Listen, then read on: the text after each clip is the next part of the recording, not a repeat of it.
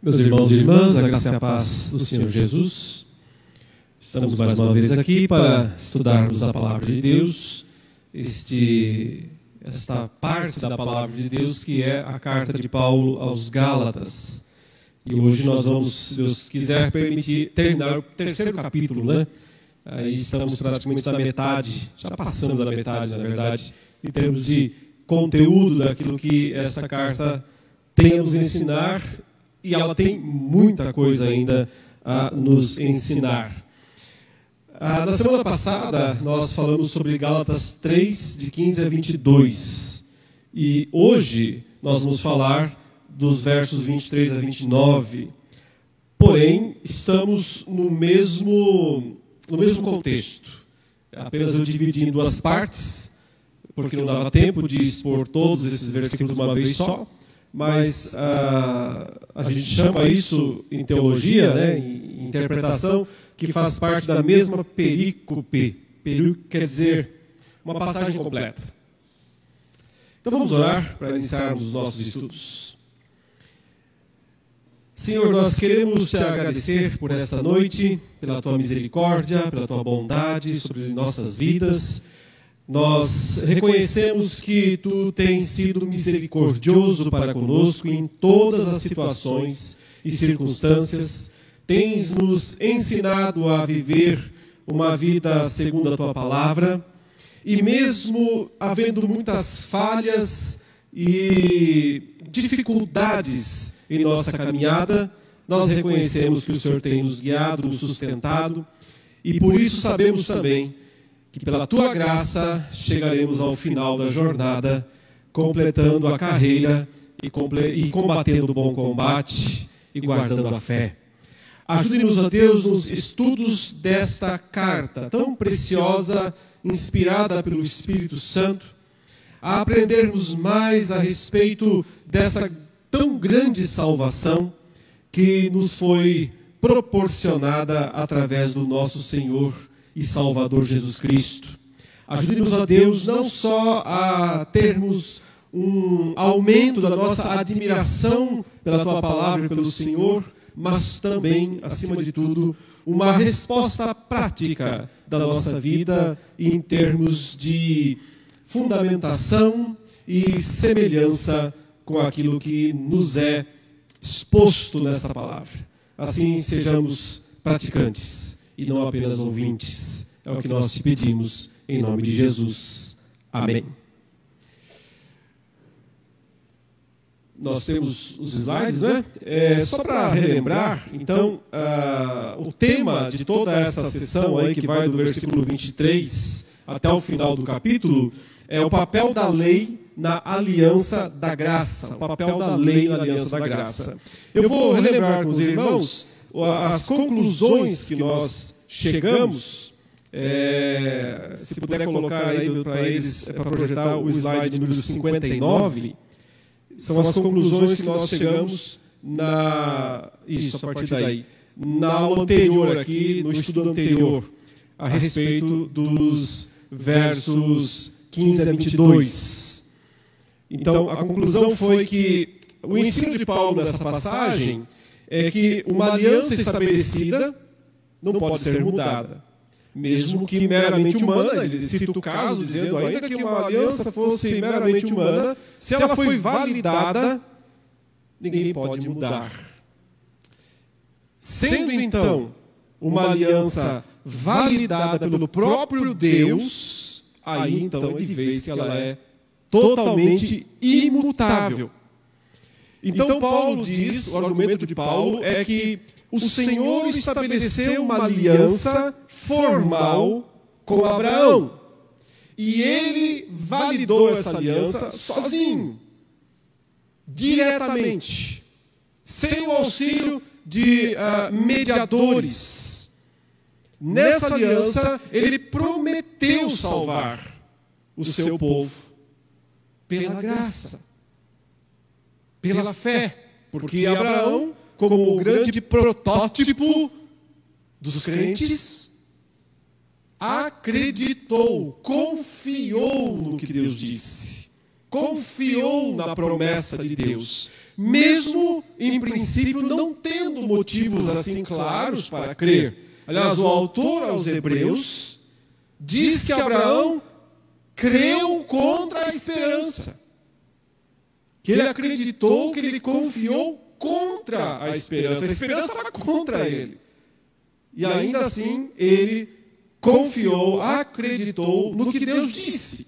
E, portanto, com base nisso, Deus validou, já tinha pré-validado, quando ele passou sozinho pelo meio dos animais, na aliança dos pedaços, quando ele passou pelo meio sozinho, e a estabeleceu formalmente no capítulo 17, quando ordenou a circuncisão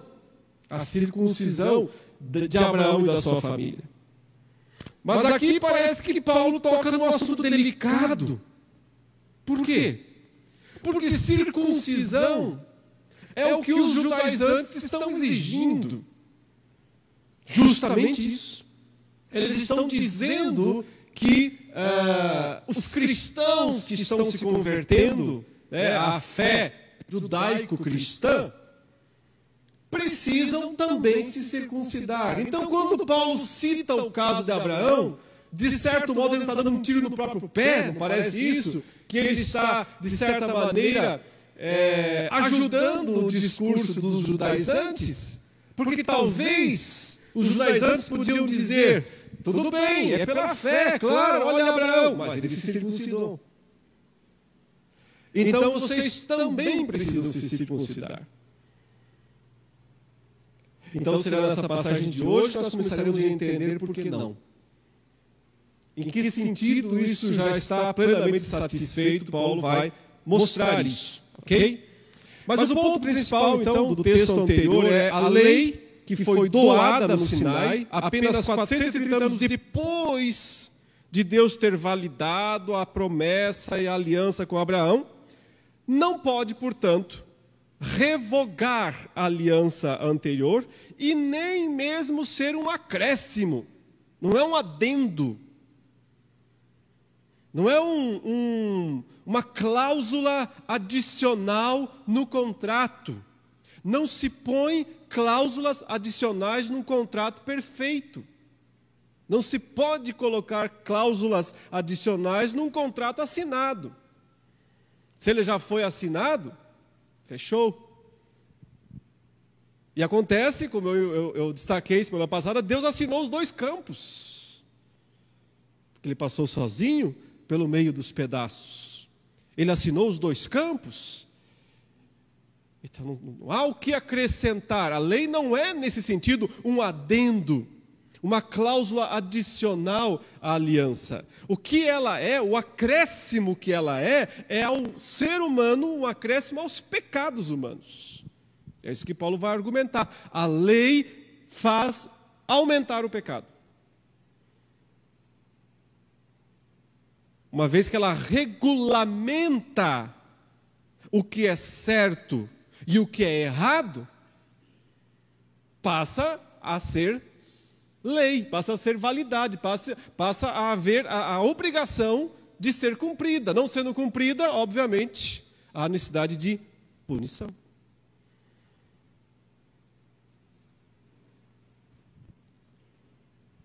Então, qual foi o papel da lei? Foi esse daí. Desesperar o homem, basicamente. Dar um senso completo de perdição, de incapacidade do ser humano, para que ele confie, descanse somente em Cristo. Então ela não pode ser uma concorrente da graça. Ela não é uma adversária da graça. Muito mais, ela é um instrumento da graça de Deus. Já que é impossível concluir, então, alguém ser salvo pela lei, pois a Escritura identificou todos como pecadores, a única opção de salvação é a graça, é a promessa de Deus, é voltar a Abraão, portanto, e não se apegar a Moisés. Essa seria a ideia básica aqui desta passagem para os judaizantes e para os gálatas. Não porque Moisés esteja contra Abraão, muito pelo contrário. Ele está perfeitamente entrosado nesse sentido. Mas a má interpretação dos judaizantes colocou Moisés contra Abraão. E Paulo, na verdade, os reconcilia, porque os reconcilia em Cristo.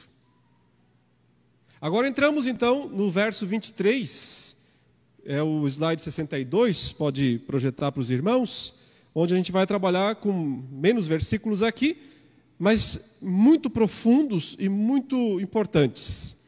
Então, Paulo começa falando aí, né? Eu já vou para a tradução aqui, ele fala: porém, antes de vir a fé, de ter vindo, de ter chegado a essa ideia, ele usa um verbo aqui, que é o verbo elthen, quer dizer, vinda mesmo. Às vezes essa palavra é aplicada ao próprio Cristo, a vinda de Cristo, quando ele se manifestou. Então, antes da vinda da fé, antes da manifestação da fé, ele diz, sob, que é iupó, debaixo, sob lei, nomon.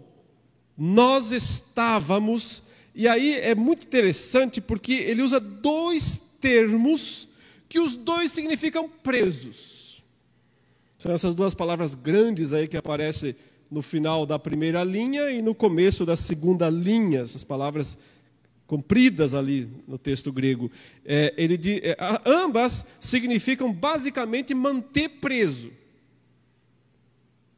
Por isso que a tradução, juntando as duas, fala mantidos aprisionados. Quem é que nos mantinha aprisionados? A lei, ele diz. Antes de vir a fé, debaixo dessa lei, nós éramos mantidos presos, mantidos aprisionados. Mas aí vem um que é um que o sentido é de propósito, para a fé, que havia de se revelar, ou ele usa um termo agora na ideia de futuro, para a fé por vir a se revelar. Então, uma declaração bem forte, com termos muito pesados, né, aplicados à lei, dizendo, olha, antes de vir a fé, nós estávamos debaixo desta lei, mantidos prisioneiros, mas cativos para um propósito, ou seja, para a fé que havia de vir, que havia de se revelar. Eu entendo que essa expressão não deve ser interpretada em termos temporais, mas lógicos. A questão aqui não é necessariamente antes ou depois, em termos assim, antes de Cristo, depois de Cristo. Então, antes de Cristo vir, antes, né, da graça aparecer, nós estávamos debaixo da lei, aprisionados pela lei. Depois que veio a graça, depois que veio a fé, agora nós estamos livres. Essa interpretação desmentiria tudo que ele acabou de dizer. Porque tudo que ele disse até agora foi que a salvação sempre foi pela graça. Que Deus salvou Abraão pela fé. Porque Deus fez promessas para ele. Porque Deus passou sozinho pelo meio dos pedaços. Então, não é esse o sentido. Esse é o sentido que todo mundo interpreta, eu sei. Quando pego essa passagem, todo mundo interpreta assim, está vendo? Antigo Testamento, lei. Novo Testamento, graça. Mas não é essa divisão temporal aqui que ele está fazendo. Ele está falando de nós, como pessoas, como indivíduos. Nós, como indivíduos, como pessoas, sim, temos um antes e um depois. A aliança não tem um antes e um depois. O método de salvação da aliança não tem um antes e um depois. Mas nós, como indivíduos, temos. Por quê? Simples. Antes da fé, ou seja, antes de você crer, antes de eu crer, eu era um prisioneiro da lei. Sim. E depois que eu criei, eu não sou mais um prisioneiro da lei. Essa mudança temporal existe, mas ela é sua e minha, pessoal. Não é uma questão de dividir o tempo em Antigo Testamento lei, Novo Testamento graça. Não é essa a interpretação correta. Mas antes de a fé se manifestar como um dom de Deus na minha vida, eu não estava salvo, estava? Não, não estava. A salvação só se torna realidade na vida de cada um na conversão. E a conversão é composta do quê? Arrependimento e fé. Sem isso não há salvação, sem isso não há conversão, não há vida eterna. Então, antes da fé se tornar, vir a ser realidade na sua vida, você era um escravo, sim. Você era um prisioneiro, sim. Tanto do pecado quanto da lei. Das duas coisas.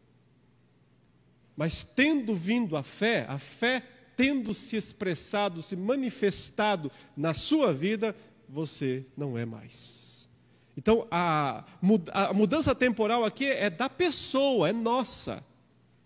É assim que nós devemos entender. Paulo está falando, nós.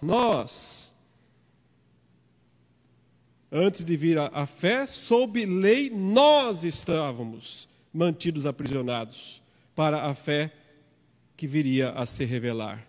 Então, ele diz, a lei, e aí ele usa uma palavra muito interessante, né, que eu traduzi aqui como tutor, a revista atualizada traduz como aio. É a palavra paidagogos, que é bem conhecida, inclusive, em português, porque existe uma transliteração desse termo para o português, pedagogo. Né? É o mesmo termo. Que hoje tem muito a ver com mestre, com professor, pedagogia, mas o sentido aqui, o original, é de tutor, é aquele que pega alguém e acompanha esse alguém até ele estar pronto para ser entregue para outrem, mais ou menos isso. Por isso que curador ou tutor tem um sentido mais pleno do que usar só a transliteração pedagogo. Não é só alguém que ensina alguma coisa formalmente. É alguém que conduz por todo o caminho necessário até que a pessoa chegue ao lugar que ela deve estar. Então, o que Paulo está dizendo é que a lei foi nosso tutor até Cristo vir para nós, como indivíduos, como pessoas. Então, literalmente ele fala, a lei, tutor nosso havia se tornado para Cristo. Ou seja, ela está servindo a Cristo. Ela é um servo de Cristo. Cristo está usando ela como um instrumento para Ele próprio. A fim de que, sempre aquela expressão que ele está usando, o ekpisteos, né, da fé, ele não usa só o pela fé, é um termo mais forte. Eu estou traduzindo literalmente, né, mas os irmãos sabem que o sentido é pela fé, a fim de que da fé fôssemos justificados. Então, o ponto dele é, enquanto eu não tinha fé, enquanto eu não cria no Salvador, em Jesus, sou um prisioneiro da lei, eu sou um mantido prisioneiro dela. Mas eu estou sendo reservado para Cristo, porque Cristo está usando esta lei para o meu bem. Então, essa carcereira aí, a lei, não é tão ruim assim, por um lado. Essa carcereira que nos mantém aprisionados antes da fé, antes de nós termos Cristo, ela nos mantém aprisionados por causa do jugo da lei, por causa da condenação, por causa dos nossos pecados, só por isso.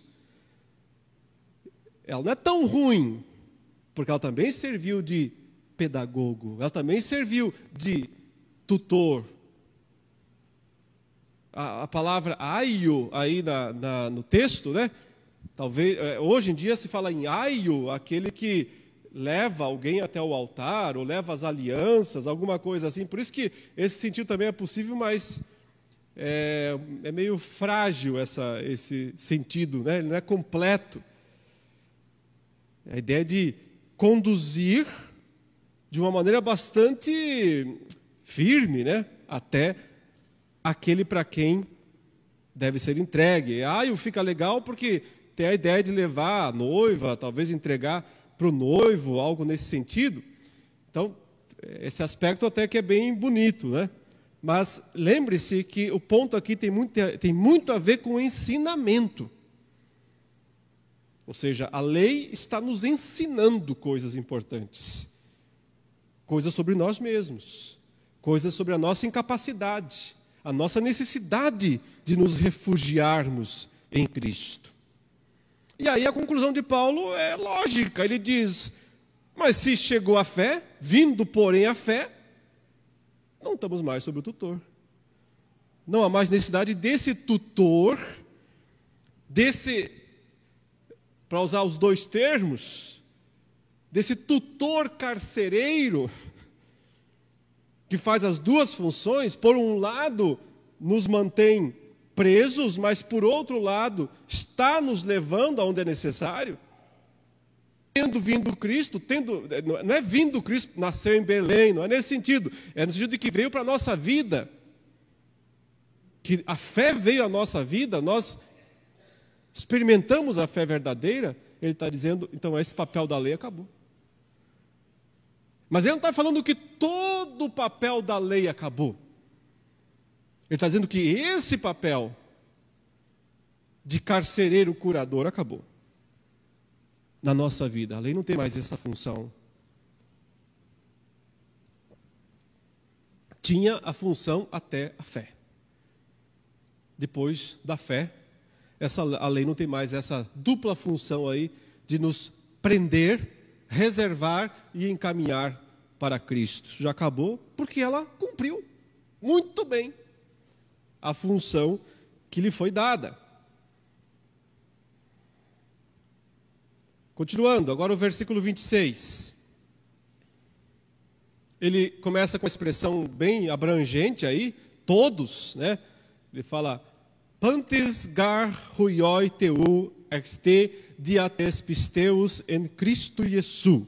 Ou seja, todos, pois, filhos de Deus, são vocês, através da fé em Cristo Jesus.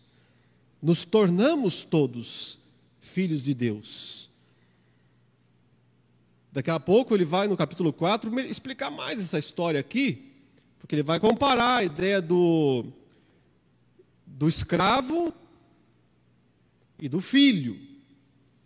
E vai mostrar essa ideia de como que o filho, mesmo menor, quando ele é menor, ele ainda está igual ao escravo.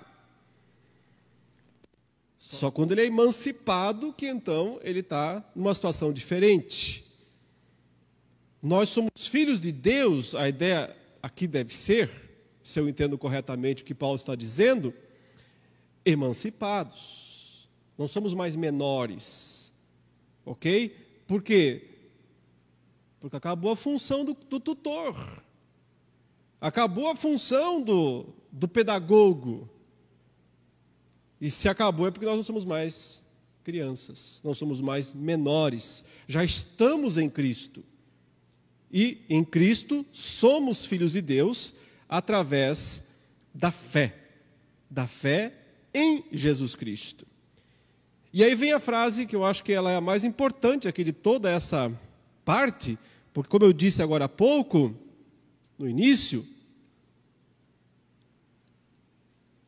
pode parecer que Paulo está tirando no próprio pé quando ele está usando tanto Abraão, que é simplesmente, né, se ele é o pai da fé, ele também é o pai da circuncisão. Né? Porque Deus instituiu a circuncisão com Abraão. Mas o ponto de Paulo aqui é mostrar que, de certa forma, nós somos circuncidados também. E ele vai então introduzir agora o elemento distintivo do cristianismo, que dispensa, portanto, o símbolo judaico. Porque cumpre ainda melhor a função que o símbolo judaico cumpria. Ele vai dizer: pois todos vocês que em Cristo, e aí ele usa a preposição eis, que ela é bem...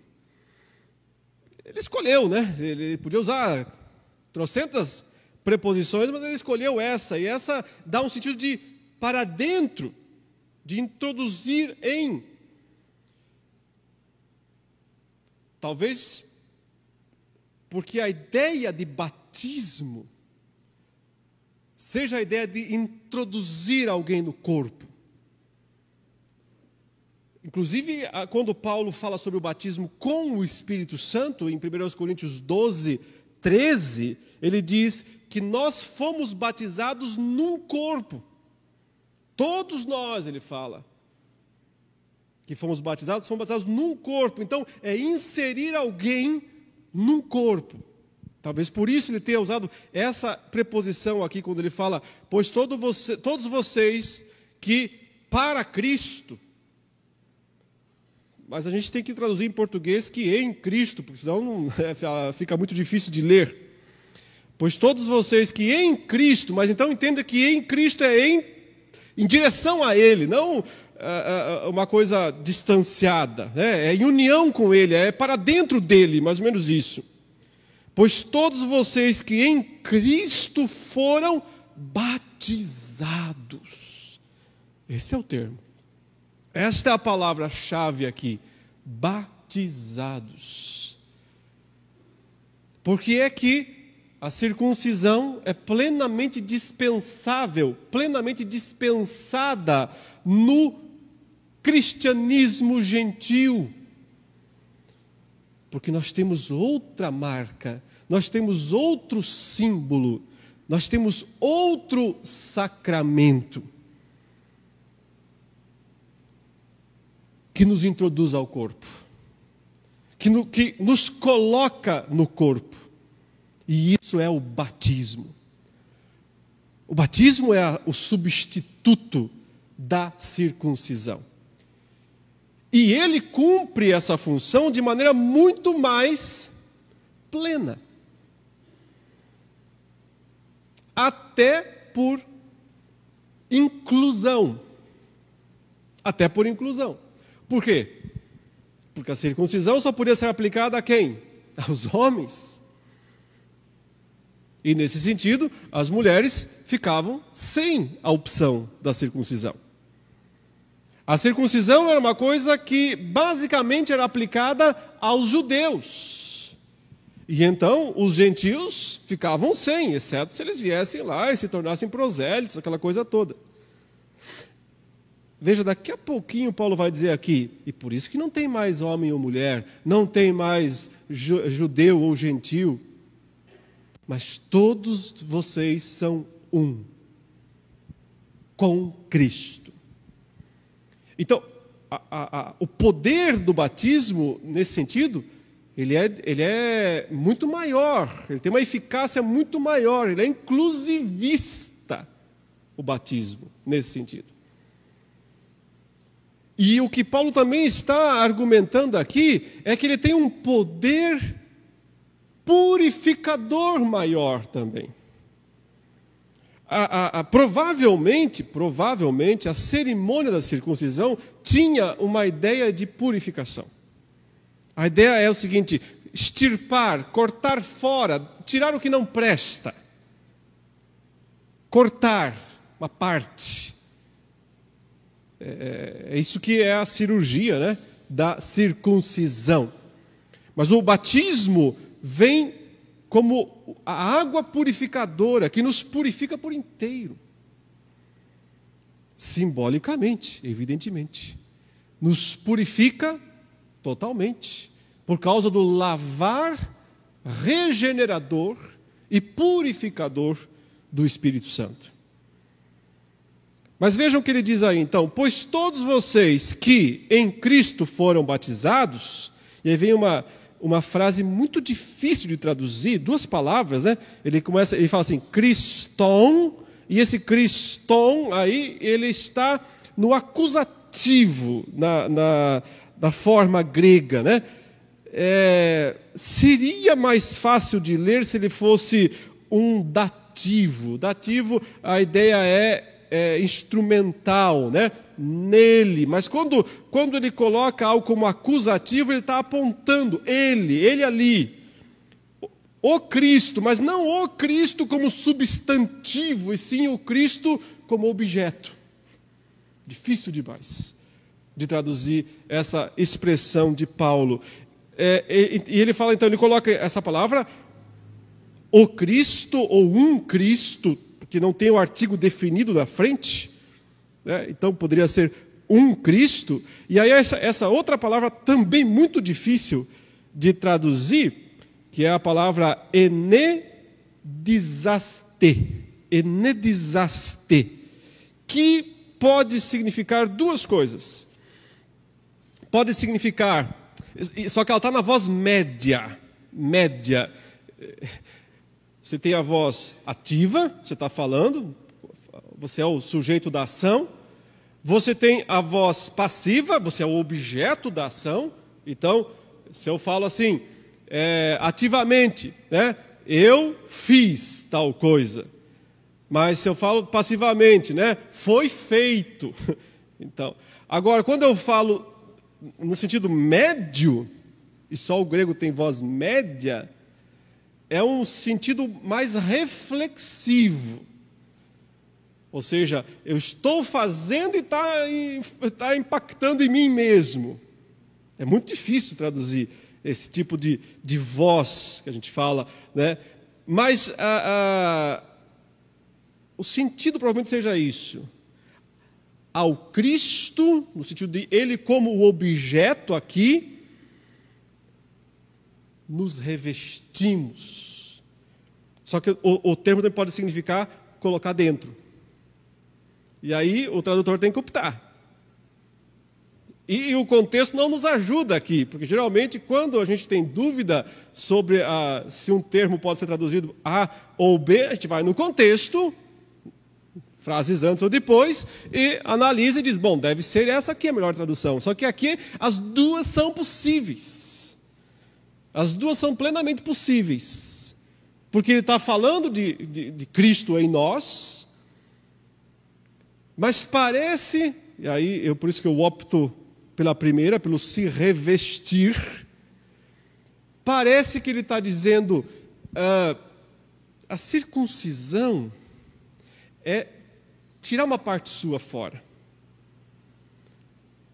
Isso foi bom, isso foi importante, mas o batismo é você trazer o que você não tem. Então, você incorpora em você mesmo uma coisa que não é sua, que você não é digno de ter, que você não tem direito de ter, e isto é o próprio Cristo. O próprio Cristo vem ser seu revestimento. Vem ser aquele que habita em você. Lembra Gálatas 2:20? Não sou mais eu, vivo não mais eu, ele dizia. Cristo vive em mim. Por dentro e por fora. Em todos os sentidos. Então, olha a eficácia, ele diz aqui, do batismo. Não é a eficácia do batismo enquanto ritual. Não é um ritual mágico. É a fé. Lembre-se, tudo aqui é regido pela questão fé. Quando ele disse, antes de vir a fé, antes da fé se revelar em vocês. A eficácia do batismo não está na cerimônia, não está no ritual, não está no perpetrante, quem é que faz. Se o pastor é mais santo, então o batismo funciona melhor. Mas se ele está com algum pecado, aí já era, né? Seu batismo foi perda de tempo. Não, graças a Deus que não é assim. Senão a gente tinha que rever os nossos batismos. A eficácia está na fé do batizando. Então, é ele. Por isso que também é de se pensar, né, se é válido um batismo que não teve fé, que foi só um ritual vazio, que foi só uma obrigação religiosa. Uma discussão mais ampla aqui a ser analisada, que não é o nosso foco e nem temos tempo para entrar nisso. Mas o ponto central me parece ser que há uma eficácia muito grande no batismo. Por quê? Porque o batismo nos colocou em Cristo e colocou Cristo em nós. E, portanto, nós não precisamos de circuncisão. Seria retornar a um cerimonial imperfeito, um cerimonial exclusivista, já tendo o aperfeiçoamento desse cerimonial no sacramento do batismo. Veja, o Antigo Testamento também tem 2 sacramentos, um de admissão e um de manutenção. Não é assim? São 2 sacramentos, um de admissão, outro de manutenção. O de admissão no Antigo Testamento é a circuncisão. É aplicado sobre aquele que se converte a Israel, aí não importa a idade. E é aplicado àquele que nasce em Israel, aí sim, com 8 dias de vida. É o cerimonial de admissão. O outro cerimonial é o de manutenção, que é a Páscoa. A refeição cerimonial da Páscoa. É para manter quem já está no pacto. Não é para adicionar alguém no pacto. O que adiciona é o da admissão. O cerimonial da refeição mantém. O Novo Testamento mantém as 2 coisas iguais. Por isso não é acréscimo. Porém, tem liberdade para aperfeiçoar. Quando acrescenta o batismo no lugar da circuncisão, e ele passa a ser o ritual de entrada, de acesso, e a Santa Ceia no lugar da Páscoa. E ela é a refeição para manutenção do status do pacto, ou da nova aliança. Eis aqui o sangue da nova aliança. Vamos adiante. Verso 28. Então, já que ele acabou de dizer que nós temos, né, esse batismo aí que nos coloca em Cristo e coloca Cristo em nós, ele faz uma declaração então direta: não existe judeu, nem grego. Mas na circuncisão existia, porque ela distinguia. Ela distinguia quem era grego e quem era judeu. Agora Paulo diz: não existe judeu, nem grego. Não existe servo, nem liberto. Esse liberto aqui provavelmente seja o que deixou de ser escravo. Não existe escravo, nem liberto. Não existe macho e fêmea. Não existe macho e fêmea. A circuncisão fazia a diferença entre macho e fêmea. O batismo não faz. Então, macho e fêmea estão no mesmo status, na mesma situação em relação à salvação. Porque não existe grego, nem judeu, escravo, nem liberto, macho e fêmea? Pois todos vocês são um com Cristo. A gente normalmente traduz esse um em Cristo. mas com é mais forte. E é o sentido aqui do texto. A preposição en, ela é melhor traduzida como com aqui. Porque a ideia é essa mesma. Nós somos um com Ele. Por quê? Não sou mais eu quem vive, mas Cristo vive em mim. Então, pelo batismo, todos nós que fomos batizados, fomos revestidos de Cristo. Cristo agora é nossa pele.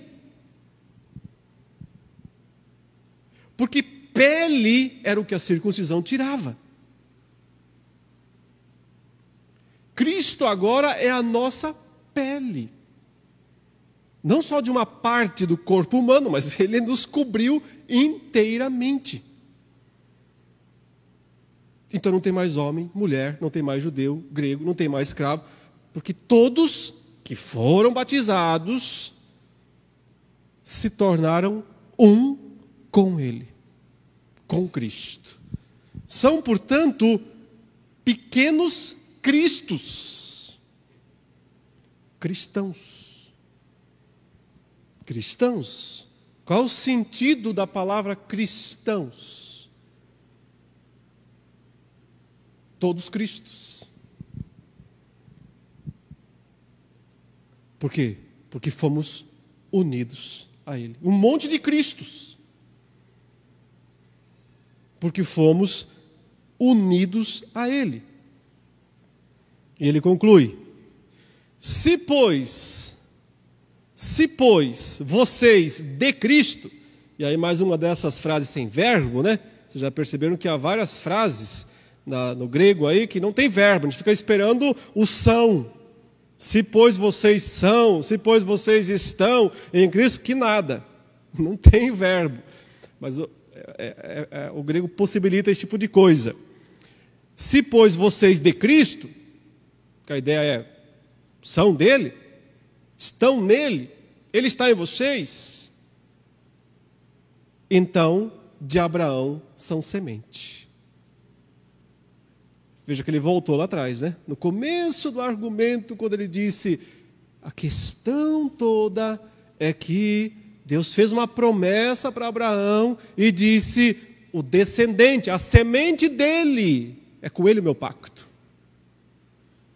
Com a semente de Abraão, que não é Isaac, ele fala, em última instância, que é Cristo. Agora ele fez toda essa argumentação que nós vimos e religou a ponta lá atrás e disse, é por isso que vocês são filhos de Abraão, pela fé. Por quê? Porque vocês têm na vida de vocês, a pele de vocês, revestiu vocês o próprio descendente. O próprio descendente de Abraão, para quem se fez a promessa. Então, vocês são semente também. Mesmo sendo gentios, são semente de Abraão, segundo a promessa, e aí ele usa o plural, das heranças. Se esperaria o singular, né? Da herança. Ele coloca no plural, das heranças. É porque deve ser muita coisa mesmo. Deve ser muita coisa mesmo a ser recebida por aqueles que estão em Cristo, ou agora são de Cristo. Resumindo então, meus irmãos, a argumentação teológica até aqui, né? As considerações teológicas, hoje é um pouco mais curto, porque são menos versículos, mas eu fecho aqui, não vou entrar na próxima, porque já o assunto avança. Então, o ponto é, antes da fé, ou seja, antes de crermos em Jesus, estávamos aprisionados pela lei. A questão aqui não é temporal, dividindo o Antigo e o Novo Testamento como se fosse o tempo da lei e o tempo da fé. Não, Paulo já mostrou que a salvação sempre foi pela graça, por meio da fé, por causa da promessa, nos dois testamentos. Então a questão é individual, é pessoal, é o tempo de cada indivíduo, seja no AT, o crente lá, o Abraão, seja no NT. Cada um tem o tempo da prisão da lei, antes da fé, e o tempo da liberdade da fé, quando a pessoa reconhece seus pecados, e portanto a lei cumpriu seu papel, e confessa Cristo como seu Senhor, como seu Salvador. Então essa carcereira aí que nos prendia, ela não foi só negativa, pois ela também foi uma tutora, uma pedagoga, conduzindo-nos a Cristo, na medida em que mostrava nossos pecados e os aumentava, lembre-se sempre, eliminando todas as nossas chances de salvação por méritos próprios, nos fazendo desesperadamente correr para a graça de Cristo. Esse era o papel dessa vilã, né? Com essa espada na mão, pronta para nos atravessar com a espada. Né? Essa vilã aí, que não é bem uma vilã. No fundo, ela é uma guardadora. Ela tem a sua função aí também como guardadora. Continuando, somos então justificados pela fé na promessa divina de salvação. Esse é o ponto. Como Abraão foi salvo porque confiou na promessa divina de salvação, nos meios divinos, nos recursos divinos de salvação, incluindo os sacrifícios. Do mesmo modo, nós somos salvos assim. E a lei é um instrumento nesse processo inteiro. Não é uma concorrente, não é uma adição, não é uma subtração. Ela é um ingrediente. Um ingrediente útil e necessário. Mas que, num sentido, terminou. Cumpriu o seu papel. Como tutora, ela não tem mais esse papel nas nossas vidas, porque somos crentes, mas no seu vizinho ali ela ainda tem, se ele não é crente. Ela o acusa diariamente, lá na consciência. Mas o nosso caso acabou. Entendem por que acabou? Porque se ainda ela me acusa, é porque eu não confio no advogado. Se eu ainda estou preocupado com as acusações dela, é porque eu não estou suficientemente crédulo da capacidade do meu advogado, do meu defensor, do meu intercessor. Mas se eu já estou em Cristo, revestido dele, a lei não tem mais nenhum papel acusador nesse sentido. Romanos 8. Justificados, né, pela fé, está em Romanos 5, mas em Romanos 8 ele fala agora, não há mais condenação para os que estão em Cristo Jesus. Porquanto a lei do Espírito da vida te livrou da lei do pecado e da morte. Essa lei não tem mais função na minha vida nesse sentido. O que não quer dizer que ela não continue útil para mim uma vez salvo. Uma vez salvo, ela continua útil para mim. Mas não como uma tutora a me conduzir a Cristo, e sim como uma orientadora da vontade de Deus. E daqui a pouco Paulo vai dizer, eu posso resumi-la inteiramente numa frase: amarás o teu próximo como a ti mesmo. Eu posso resumi-la, o papel inteirinho dela, pós-conversão, numa frase, se você quiser. Então, nesse sentido, ela não foi abolida. Ela não precisa ser abolida nesse sentido. Somos justificados pela fé na promessa divina da salvação. Então, como Abraão foi, a lei foi bastante útil nesse sentido. Somos filhos de Deus. Isso ponto ainda a ser abordado, os próximos capítulos vão trabalhar muito sobre isso, principalmente o 4. Somos filhos de Deus através de Cristo Jesus. Ele que é o descendente prometido de Abraão, o verdadeiro filho de Abraão, por isso também, estando em nós, nós somos filhos da promessa. Mesmo que gentios, não somos judeus. Mas somos filhos da promessa, uma vez que Cristo está em nós. Então, num aspecto espiritual, não somos incircuncisos. No aspecto espiritual, nós não somos incircuncisos. Pois, ao sermos batizados, tivemos a nossa circuncisão espiritual. A circuncisão espiritual é o batismo, que nos purifica de toda a iniquidade. Mais uma vez, não o ritual, mas a fé que sustenta o batismo. Fomos revestidos de Cristo. Ele é a nossa pele agora. Não meramente cortamos algo nosso, mas recebemos o revestimento pleno da própria pessoa de Cristo. Então somos pequenos cristos. Somos cristãos. É isso que significa ser cristãos. Finalizando.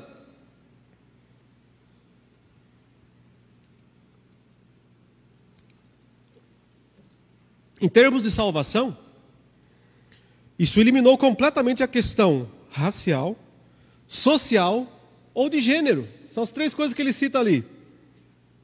Questão racial, grego e judeu. Questão social, escravo, liberto. Questão de gênero, homem, mulher. Em termos de salvação, isso foi totalmente eliminado. O batismo é democrático, para usar um termo moderno. O batismo é inclusivista, para usar um termo moderno. Mas não confunda inclusivismo com ativismo. Inclusivismo quer dizer, inclui todos os crentes. Inclui todos os verdadeiros crentes, independente de raça, posição social ou sexo. Mas note que ele só fala de 2 sexos aqui, não 3. As questões de gênero e as outras permanecem, elas não são eliminadas. Por exemplo, quando Paulo e os demais apóstolos vão tratar de funções na igreja, essas questões permanecem. Elas continuam normativas nesse sentido. Mas elas não permanecem quando se trata, primeiro, da salvação, e segundo, porque está ligado a isso, do nivelamento. Porque o ponto é, ninguém é melhor do que ninguém. Ninguém está mais à frente do que ninguém. Na sinagoga judaica, só os homens participavam. Só os homens circuncidados. As mulheres não entravam na sinagoga. Tinham lá suas reuniões fora, em outros momentos, mas não na sinagoga. A igreja é inclusivista nesse sentido. Porque o batismo também o é. Ela não dá destaque ao homem como superior à mulher. Ela não dá destaque ao rico como superior ao pobre. Como não dá destaque ao judeu como superior ao grego. Todos vocês são um, ele diz, com Cristo, revestidos do mesmo Cristo, com a mesma dignidade. Então, as questões de gênero permanecem em outras situações, contudo, não influenciam em nada na salvação.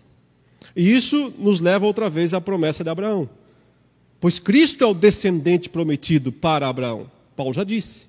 Então, unidos a ele, todos nós, homens ou mulheres, escravos ou libertos, somos filhos de Abraão, no sentido de que a promessa que é anterior à lei, 430 anos anterior à lei, vale para nós também, salvos somente pela graça de Deus. É isso que nós aprendemos desta passagem, né? São os pontos teológicos principais deste texto. Os irmãos têm perguntas? Querem aproveitar? Pode falar.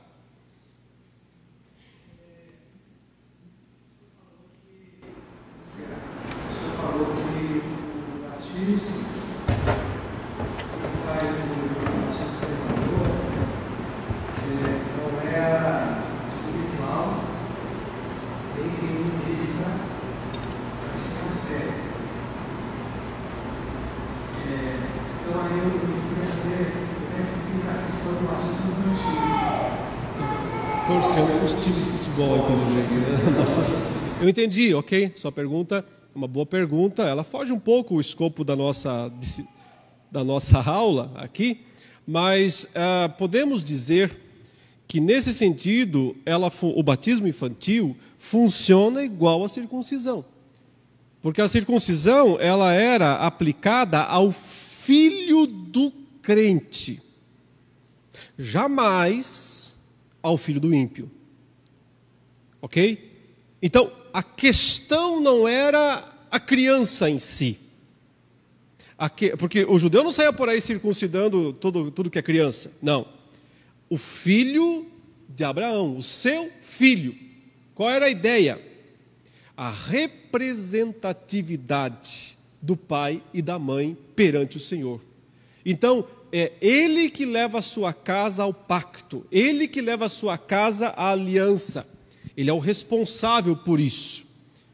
Da mesma maneira, né, nós vemos no Novo Testamento claras evidências de que o pai ou a mãe, de preferência os dois, mas se não puder ser os dois, um deles sendo, eles conduzem sua casa aos mesmos termos, né? É o que Paulo fala, por exemplo, em 1 Coríntios 7,14, quando ele fala assim: o marido incrédulo é santificado no convívio da esposa crente, e vice-versa, né? Se for o contrário, também funciona. De outra forma, ele diz, de outra maneira, se não fosse desse modo, se não houvesse essa influência santificadora do crente para o cônjuge, os filhos desse casal seriam impuros. Ele usa essa palavra. Seriam impuros. Por quê? Porque valeria a força do incrédulo. Ok? Tem um crente, um incrédulo, os dois são casados, tem um filho em comum. Se não houvesse a influência santificadora de um dos dois, a ideia, a lógica é que esse filho seria do incrédulo e, portanto, impuro. Sabe o que significa impuro?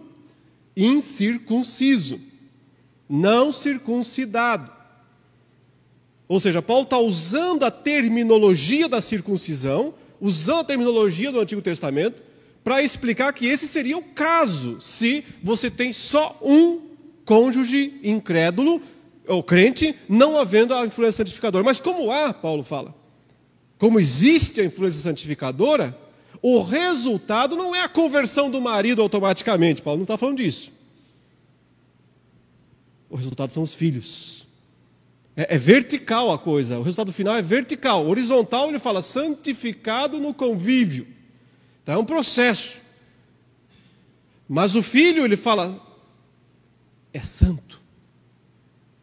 Os vossos filhos, porém, são santos. Veja a comparação. Seriam impuros. mas agora são santos. Em outras palavras, não existe esse negócio de inocência coletiva de crianças, salvação só porque é criança. Porque ele está dizendo aí, tem que ter pelo menos um crente na casa para dizer que o filho é santo. Se não tiver nenhum dos dois, esquece. Se os dois forem incrédulos, não tem influência santificadora nos filhos. São impuros. São incircuncisos.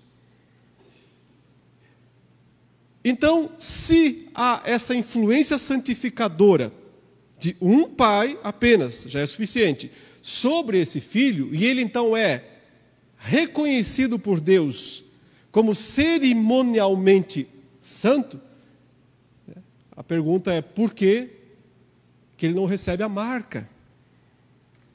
Por que é que ele fica de fora, né? Porque a linguagem é da circuncisão.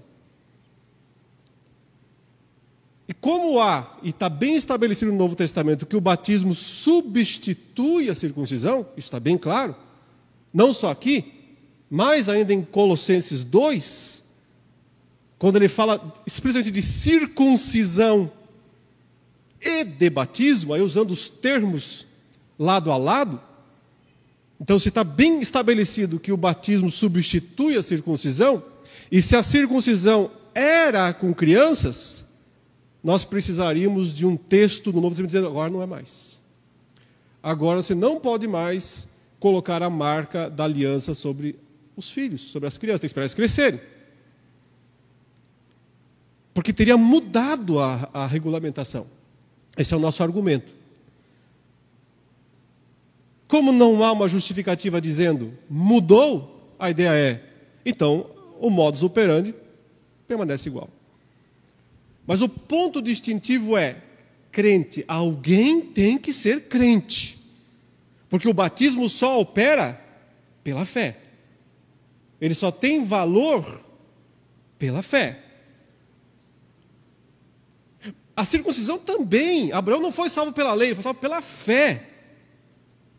Mas devia circuncidar o filho dele. Ele circuncidava pela fé. Como também ele foi circuncidado. Só teve valor a circuncisão por causa da fé.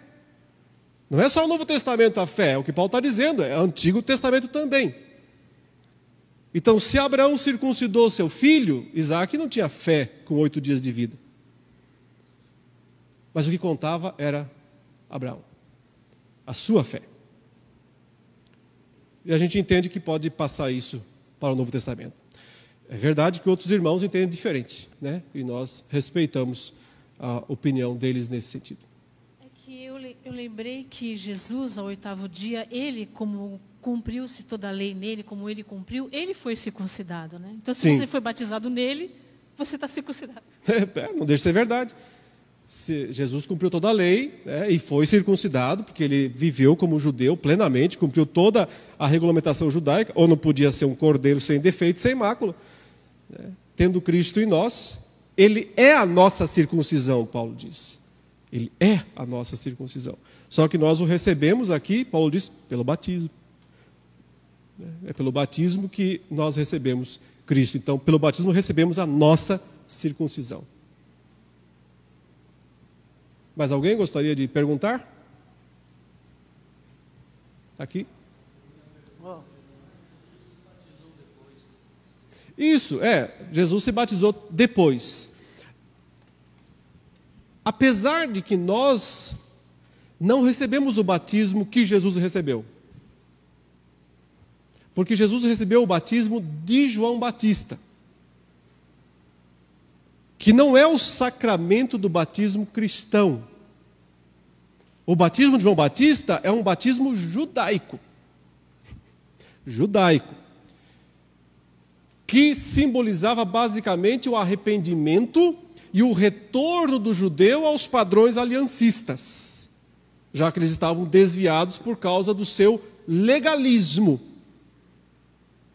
João Batista ataca o legalismo deles e os chama para um retorno ao padrão aliancista. não é o nosso caso isso, porque nós não estávamos na aliança. Nós estávamos fora, estrangeiros, sem Deus nesse mundo, né? Então, por isso que mais tarde, quando Paulo vai encontrar um grupo de cristãos em Éfeso, batizados com o batismo de João Batista, ele faz o quê? Rebatiza eles. São todos rebatizados. Mostrando que o batismo de João Batista tinha um papel diferente, preparatório. Mas o batismo cristão é sacramental, para usar um termo bem teológico. O batismo cristão é sacramental. Ele é uma marca, ele é um selo, ele é um símbolo do pacto. A diferença está aí, né? Ele é em nome do Pai, do Filho e do Espírito Santo. Tudo isso nos ajuda a entender a importância do batismo, que para muitos é só um ritualzinho, né, que tem que cumprir, porque senão, o que os outros vão dizer? Não, é um momento de grande importância para a fé. Mas dissociado da fé, ele não tem valor. Se torna só um ritual vazio. Vamos orar? Pai Santo, nos abençoe com a Tua palavra mais e mais, para que compreendamos as maravilhas da Tua lei, para que entendamos tudo que o Senhor nos proporcionou através de Cristo Jesus. Nós queremos exaltar o Teu nome, que é santo, que já é bendito para todo sempre. Em nome de Cristo. Amém. Irmão, só a respeito de batismo infantil, quem tiver dúvida sobre isso, procure no YouTube uma pregação. Aliás, eu dei aqui nessa igreja, tem uns 3, mas teve uma aqui e uma lá em São Paulo, chamado Batismo Infantil. Coloca meu nome lá, Leandro Lima, Batismo Infantil. Tem uns 3 pregações de 1 hora, mais ou menos, só sobre isso. Então, aí talvez ajude se alguém ainda tiver dúvidas sobre esse ponto, esse aspecto. Tá bom? Boa noite, que Deus abençoe a todos.